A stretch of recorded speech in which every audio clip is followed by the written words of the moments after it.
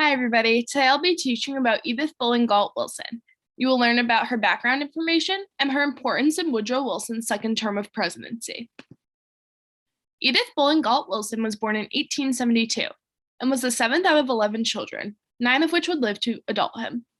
By being born into a wealthy Southern Virginia family, Edith was granted the opportunity to attend the Martha Washington College for a year and the Richmond Female Seminary, also known as Powell School, for a year.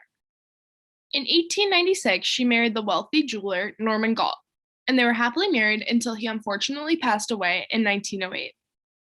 Before his passing, Norman gifted an electric car to Edith in 1904, and as pictured down below, Edith was the first woman to drive such a car in the capital of the United States. In August of 1914, President Woodrow Wilson's first wife, Ellen Axon Wilson, tragically passed away due to a kidney disease, and Helen Woodrow Bones, cousin of Woodrow Wilson, stepped up and took the place as White House hostess. Helen, a dear friend of Edith, introduced Woodrow Wilson to Edith in March of 1915. Shortly 2 months later, Woodrow Wilson proposed to Edith on May 4th, 1915, and Edith accepted the proposal on June 28th of the same year. The couple happily married on December 18, 1915, in Virginia. Prior to their marriage, Edith was not heavily involved in politics. In fact, she tried to avoid them. After marrying Woodrow Wilson, she oftentimes sat in on White House meetings and would offer her personal advice on public relations. As seen down below, she would oftentimes work in the Oval Office beside Woodrow Wilson herself. She provided emotional and logical support to the president, and oftentimes accompanied him on domestic and foreign trips. She also set examples for the American public, such as meatless Mondays, which many still practice today. She publicly supported the Red Cross and war saving bonds, and as the first honorary president of the Girl Scouts of America, she used her platform to support the social and economic things that her and Woodrow supported dear to their heart. In September of 1919, Woodrow Wilson fell ill and was rushed back to Washington, D.C. from a cross-country trip in which he was defending the League of Nations and the Treaty of Versailles. In early October of the same year, Wilson suffered from a major stroke, the second stroke of his presidency, and was paralyzed in his left side and blind in one eye.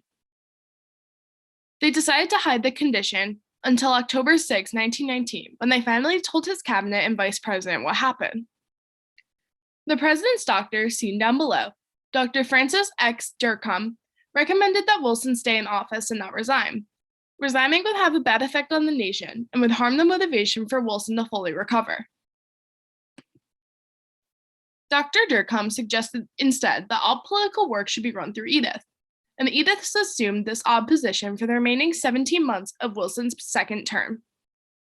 She undertook a lot of difficult tasks, and one of her most important responsibilities was deciding what issues were important enough to bring to her bedridden husband, and more importantly, deciding what issues were important enough to bring to the President of the United States.